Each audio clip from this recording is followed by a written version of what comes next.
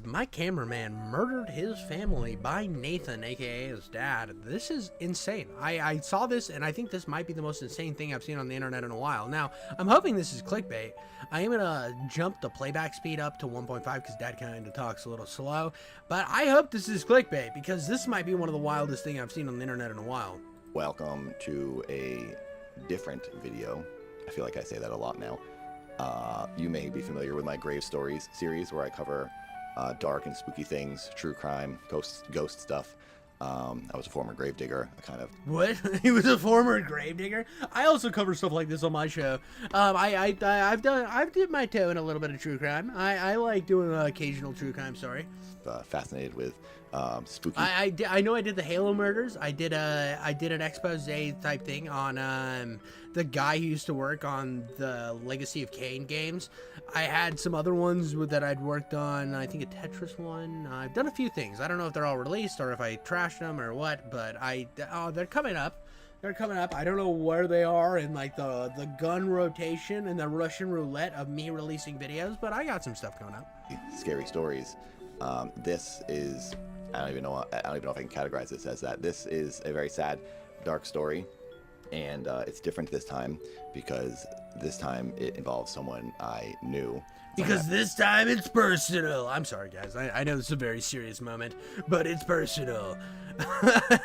It's so funny. I'm sorry, dude. I'm so sorry. You know how hard it was for him not to say this is personal? I don't know. It's like Taken 2. This time it's personal. The first time they took my daughter, then they took my wife and daughter. This is personal. I worked with. I don't even know how I'm going to get into this, but I guess here we go. This is the story of a man I knew who murdered his family. Dear God, brother. This is wild, man. Murdered his family. Jesus. I know that's what the thing says, but your cameraman just goon smoked his family? What the fuck? Oh my God, to have this intro over. Oh, Jesus. Bro, this guy can't catch a break. I don't know. This is he goes broke because of Creator Clash, and he gets screwed over. He wants to take over Creator Clash, and then his cameraman murders his entire family. Not his family, but the cameraman's family. This is he's had a wild month. I don't really have a script for this episode. I'm just going to tell you the events as they happened and as I know them to have happened. So here we go. Sam Haskell was a man that I worked with over the years. You've seen the videos I've done with him, my Stupid Idiot series where I was at the school as a gym teacher, my Skittles commercial where I was a spokesperson for Skittles. He's actually in my Keith Abbott. Oh my God, dude. This was like actually his cameraman. Holy shit, brother. What a day in the internet. Carrie Ninja Turtles music video. We dressed him up as Dolph Ziggler because he had blonde hair. So Sam was the guy who owned a Red camera. When I made stuff with Maker Studios, I had a producer, and Maker Studios had like DPs and just like this whole crew of everyone that would film videos for YouTubers, and I was one of those YouTubers. Sam was the guy who owned the camera and would rent it to the team of people to film these videos. And holy shit, dude. Oh my God. Oh my God. Could you imagine, bro?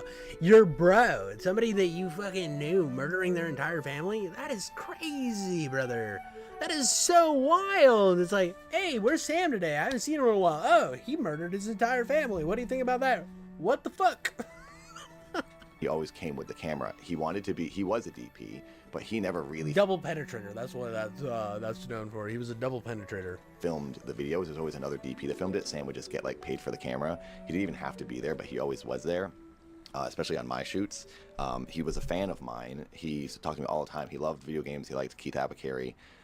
So he'd always be around, so I knew him basically as like the camera guy. He was a unique guy. He was a little different. For example, there was a time where my friend Paul and I, who directed a lot of the videos I did, Paul and I went to his house to pick up footage from a video we shot.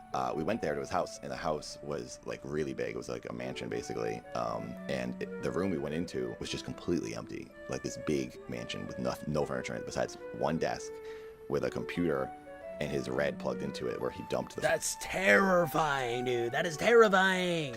He just had a room with one desk in it and a computer on top of it. That is like some perfect no sleep journey. Speaking of no sleep stuff, if you like horror stuff that isn't real, definitely check out my podcast. It's much better than my regular content. It is called Haunted Router. It is, if you ever worry about me fumbling over words, don't worry, because I let my co-host Ben from Now One Games do all of the hard reading, and I just come with my autistic voices, so definitely go check that out. But yeah, no, this is fucking definitely something that sounds like it's from a no sleep story. Footage, and he would process the red camera footage, and there was like nothing else in the room, and Paul and I were like, what the heck, what is this so strange? He grew up in the entertainment industry. His dad was a really big agent, and that's what we assumed that's where the money came from for the house, and how he got his red camera. One interesting story I have about Sam was a time he asked me to come and be in a short film. It was either a short film or like they were filming a TV pilot and they wanted to show it to a network, so they're shooting an episode. I went to this location in Tarzana where Sam was filming this like project for these two people. It was a guy and a girl. They had written it and they were directing it, and they just needed me to do like a small part where I was wearing like a bunch of casts. Sam wanted to elaborate on my part because he was like a fan of mine. He's like, no, dude, this is too small of a part for you. You need to do something bigger in this. And then I remember the people walking away because he had a conversation with them that I couldn't really hear. And they walked inside, and then he said to me, I just told them I'm not filming the rest of their thing unless they give you like some more lines and stuff. And then they went inside to be like, what the heck do we do? This guy's like, this cameraman's hijacking our project. And I was like, oh my God, dude. But eventually I went inside and they got the shot they needed of a guy laying in a bed. And they just needed a shot of me like laying in a bed like this with a bunch of casts on. And that was pretty much all they needed. And he came up with this whole other thing. So like we got everything done, and then I left, and the people, I could tell like they were like, this is gonna be hard to get through this, because the guy's basically saying, I'm not gonna film it for you unless you do what I want. He was trying to like direct it. So that was awkward, and that was weird. And this is like, that is a weird thing to do. Hey guys, I know that this is your production. You guys are the sole creators of this project. But I got a buddy coming in, and I want you to give him fucking 17 lines. I want him to be the star of the film now. If you don't make him the star of the film, I will take my fucking camera and leave. I will dip ski with my camera ski, and you will never see me again. That is, I would not work on that project. I would say, please leave. I will get a new cameraman. One of my few experiences with him, because I'd only see him on set when we'd be filming my videos, and he would tell me how much he liked Keith. That was the time I like really worked with him alone without anyone else around. So that's pretty much my experience with Sam. And I stopped working with him and seeing him when Maker Studios shut down long ago. So I hadn't thought of this guy in like 8 to 10 years.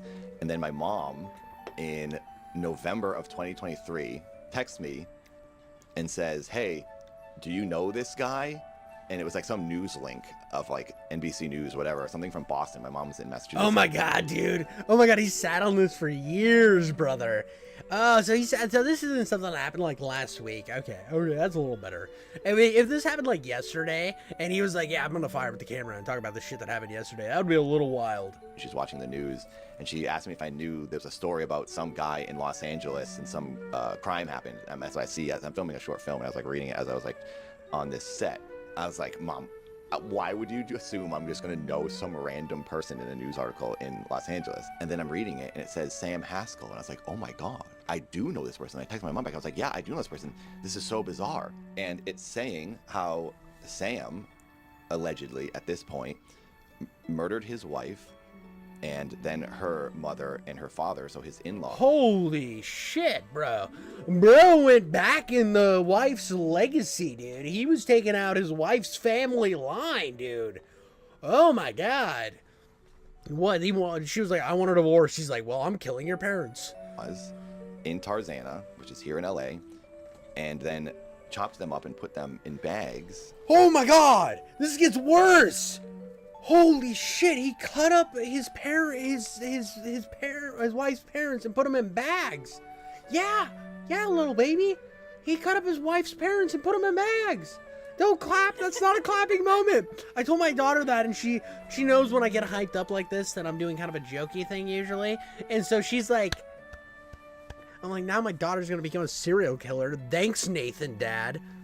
And then had day laborers come to the house to take the bags and throw them away in dumpsters. These day laborers, the workers that we tracked down today, say on Tuesday afternoon they were paid $500 to collect some trash bags from the home of the man who's now in jail and accused of murder. The man told the workers they were full of rocks. The workers say when they picked them up, it felt like there was meat inside. These day laborers told us a chilling story of being hired Tuesday afternoon by a man we now know was Sam Haskell and asked to haul away 3 large trash bags. Jeez, he hired day laborers to come pick up his in-laws. Jesus Christ. Hey, listen, I got a job for you guys. I got a bunch of bags of rocks. There are a bunch of bags of rocks. It's not a big deal. And they're his wife and his parents. I got a really sick sense of humor, guys. I know this isn't that funny, but I just think it's funny that he called day laborers in to get rid of some bags for him, and it was people.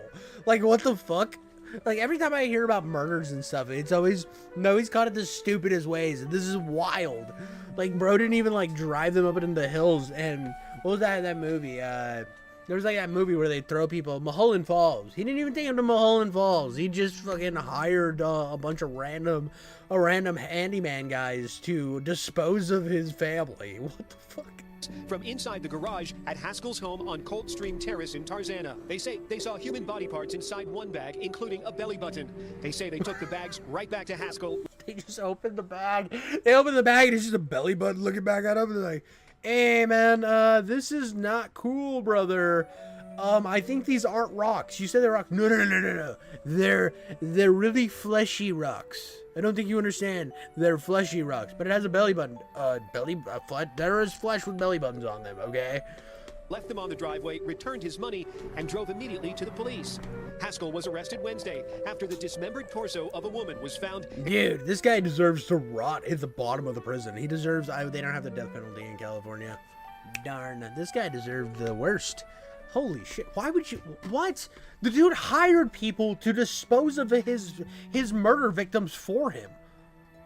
Like, has he never seen any type of TV ever? God, this is wild.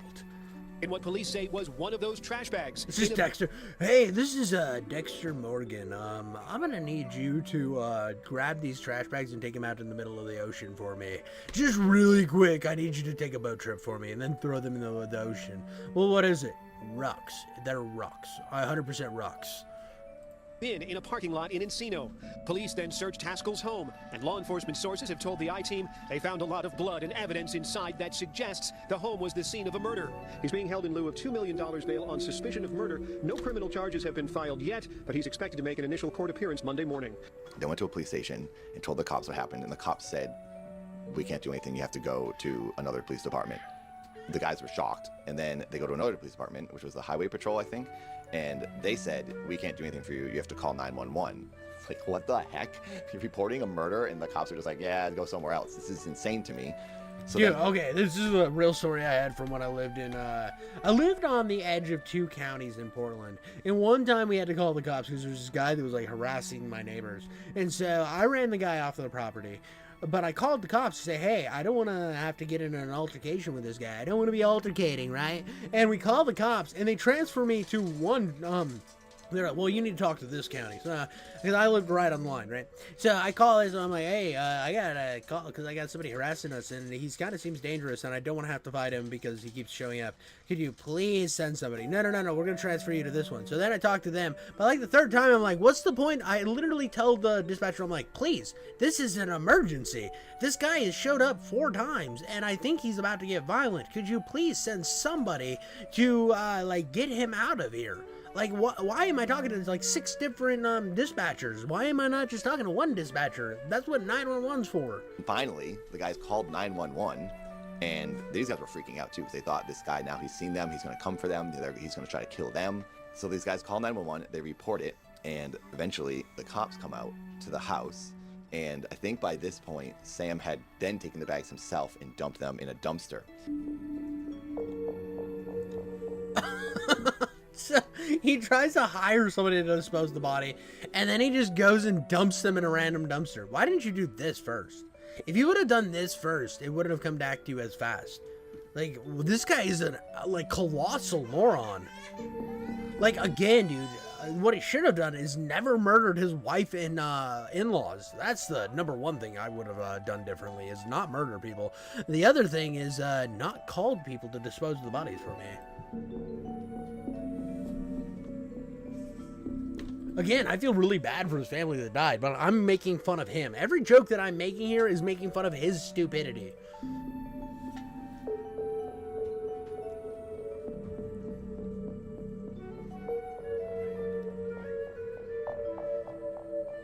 It wasn't until later when a person was rummaging through the dumpsters somewhere in LA, and they opened up a bag and they found a limb in the dumpster. And then they called the cops, and the cops came, investigated the dumpster. Then the cops went to Sam's place, investigated in his place, and then they found all the bags of body parts in different dumpsters around LA. And then Sam was arrested. Tarzana Man is in jail on murder charges following the disappearances of his wife and in-laws. All three bodies are still unaccounted for. Mei Li, her mom and stepdad, who are all unaccounted for tonight, are all originally from China. In fact, they only have one family member who lives here in the United States. And with help from a translator, we spoke with him today about their traumatizing disappearance. On November 8th, someone found a woman's torso in a trash bag in Encino, and video linked that discovery to Sam Haskell's home in Tarzana. Hours later, police said Haskell's wife, Mei, her mom, Yan Cheng Wang, and stepdad, Gaoshan Li, were missing. Law enforcement sources told the I-Team officers searched Haskell's home and found a lot of blood and evidence inside that suggests it was the scene of a murder. Haskell's wife, Mei, is missing, along with her parents seen in photos from the LAPD. It was when Sam was arrested that I found out about this through the news article my mom sent me. And I texted immediately the producer I worked with at Maker, a bunch of other people, camera people, and people who knew Sam. And I was like, are you guys seeing this? Have you seen this? And most of them hadn't seen it at that point. It was just like, it didn't feel real. It's so strange that it's so weird. It's just like, this isn't a real thing. This isn't happened. This is in movies. And this guy that we all worked with, and we all had like fond memories from this. This is some of the best days of my life, filming these videos. And then to hear like, oh, that person then ended the three lives. It was just, I couldn't believe it. So I had to like talk to them. Like, this is real, right? Like, oh my gosh, this is crazy. And like to have them react to it helped me understand that this really did happen. This is insane, bro. This is like, I couldn't imagine, even if it was like 8 years ago, if I knew somebody that just like murdered like 3 people they were entwined with, I would be like, what? Excuse me, Jim did what? What? No, I don't believe that, because Jim had that room that was really cool that only had a computer in it. Why? This is weird, bro. What? How? I couldn't even. I don't even want to be in Nate's position here. I don't. This is crazy. And this is strange. I thought about it earlier this year. I was like, I wonder what's going on with that. And there was no updates until a few days ago. Paul, my director friend, who went over to get footage with me that one time, sent me a new link that says Sam Haskell dies in prison from a self-end. A Tarzana man accused of a triple murder has died in jail. Deputies say Samuel Haskell was found at the Twin Towers Correctional Facility just after 4 a.m. Oh my God, they have one called the Twin Towers Correctional Facility, bro. I don't know. There's so many 9/11 jokes you can laugh in here, but I know this isn't the time or place. I'll let you guys make those for me. Saturday. He was charged with the disappearance of his wife and parents. Investigators say he dumped dismembered body parts in an Encino trash bin. As for a motive, Achman says Haskell had been having an affair with a 27-year-old woman, but his suicide means the world will never find out the reason for such a heinous crime. Why wouldn't you just get a divorce? Why wouldn't you just get a divorce and then go with the 27-year-old if that's what you're... Instead of murdering your wife and her parents, I think that's... Now no one knows why he did it, and they also have still not found the remains of the parents. Apparently it's only his wife they have found. They had 3 kids. The 3 kids are with other family members, and I've just been thinking about this constantly. It's so morbid and depressing and sad. I can't even imagine what their kids are going through. Both of their parents are gone. I mean, who cares about him? But this poor woman and her parents. So now he's gone, and there will never be the answers that her family was hoping for. He basically gets away with it. Thinking about things that happened in the past and the way he would act, I feel like it's pretty obvious he was some type of a sociopath, because he didn't really have too many emotions. It was kind of just like, he was always like this, and he talked like this, and he was like, yeah, and it was just everything. When he was excited, he'd be like, yeah, that's really cool. And he'd be mad, he'd be like, no, I'm not going to do that. It was like, there was almost no emotion. And now you'd think like, oh, that's a sociopath knowing what he's done. But beforehand, you don't want to judge someone. I just wish we could have known he was such an evil. I mean, what have you done? Like, oh, you're a little weird. Hope you don't murder your wife and her parents one day. Like, what? How are you supposed to stop that? Like, honestly, how are you? Somebody's a little off. They're married. They have kids. Their life's looking fine, but they're a little weird. Like, that doesn't mean that you're just supposed to, every person you meet is weird, so you're just gonna be like, hey, be careful, he might murder you and your parents one day. I mean, that's, like, why, I don't even know why you're beating yourself up. That's completely illogical. Monster. Or maybe he wasn't then. Maybe something happened to him. He's a monster now. He ended up being a monster and being the biggest villain I've ever encountered in my entire life. And this poor woman and her parents fell victim of it. I wish there was a way someone could have warned. Yeah, this soy jacking right here really doesn't mean anything. I mean, like I get he had to put it in there because it was like he knew the guy and he feels a little bit of remorse, but at the same time, how the fuck do you what? Oh, I should have known because he didn't show broad emotions. Okay, like, okay, so you know somebody who's pretty flat, has a pretty flat personality. You should just tell everybody around him that, hey, again, he might murder you. Like, he seems kind of weird. Maybe divorce him and take the kids because he might kill you and your parents. That doesn't make any sense. Why would you even... There's no rational world where you could have known that he was going to do that. I mean, it's not like he'd been, like, killing people for the last 30 years, and while you knew him, he was killing people. That's a little different. That's a little different because you're like, hey, maybe I should have, like, told somebody that this is a little weird, and he was gone during this time period, and somebody went missing. That's a little bit different. But, like, this...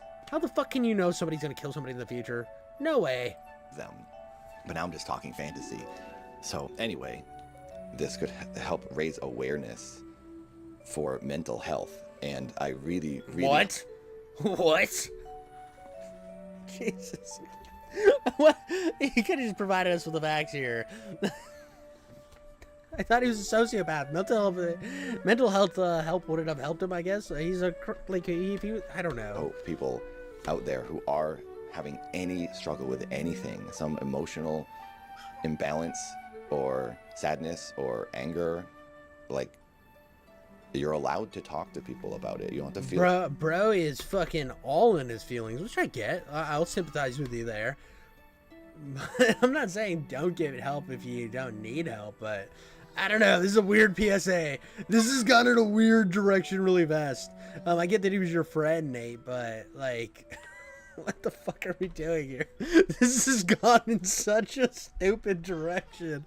Like, I don't want to be a dick to Dad, because I get it, bro. I get it, but come on. Like you're a bad person or something's wrong with you if you don't feel right. Because this Sam clearly... But if he's a sociopath, he feels like he's great all the time. So therefore, none of this makes any sense what you're saying right here. Like, you know what I mean? You know, like, I hope somebody who's watching this kind of gets where I'm coming from in this perspective. And I'm not trying to be a dick to Dad, because, like, if it was, like, a crime of passion or, like this huge thing, it would be different. But, like, he just kind of, like, explained him as a sociopath. And then he's like, yeah, he should have got some help, because, you know, sociopaths don't think they need help. They think they're fucking perfect. Was struggling with something. If he had talked to someone... Maybe that's psychopaths. I don't know. This might not have happened. So I would really like to encourage and promote the idea of talking about your feelings and what's going on in your head, no matter what. It's an incredible... I don't know, dude. I don't know. I think we do a lot of talking about feelings. And he was an LA guy, so he probably talked about his feelings too much, to the point that, what if talking about his feelings too much is what got him to murder his family? I know. I'm being a dick right now. I'm being a dick because I'm a monster. Obviously, I'm an actual goonbag. But like, what? You don't know. You haven't seen this guy in 8 years. So how do you know? Like, what? I mean, he is a psychopath. I mean, he obviously was mentally unwell if he murdered his wife and their parents. But, like, how do you know that therapy is the answer? Why does everybody say therapy is the answer for everything without knowing any of the deeper stuff? We don't have any of the answers. You said we don't have any of the answers. So therapy, obviously he didn't share his feelings enough. That was it. He didn't share his feelings enough, and that's why he murdered. Okay. I think people need to be called out. Like, we need to call bullshit out more in society, I guess. I guess we gotta, every time I hear any type of shit like this, we're like, oh, you need to get more therapy. And it's like, okay. It's an LA person. They probably have like 87 fucking therapists lined up, and they tell their friends to get therapy. Really dark story. And really strange when it's someone you hung out with. Thanks for watching. Take care of yourselves. Yeah. By the way, oh my god. That's why he did all the thing, is because of the suicide crisis line. Okay. You can, if you ever feel like you want to do that, just don't. But call this line, and they will tell you don't. Yeah, that was wild. That was absolutely wild. I think I'm going to end with that one, guys. Make sure to like and subscribe, and let's get me up to a gajillion million followers so that I can make more jokes and stuff on the internet. But again, dude, don't kill your family. Don't murder somebody. Don't murder anybody. How about that? I think that's my PSA for this video. Don't kill people. Don't do that. Just be a normal person that doesn't murder people. I think that's what I need to tell everybody. If you feel like you're gonna murder somebody, just look in the mirror and say, don't do that. I like that a lot. That's a lot better. I think OJ, if OJ would have just said, don't kill people, Nicole Brown, or Nicole, whatever his, Nicole something, would have been alive today. So, but who would have known? Anyways, catch you guys later.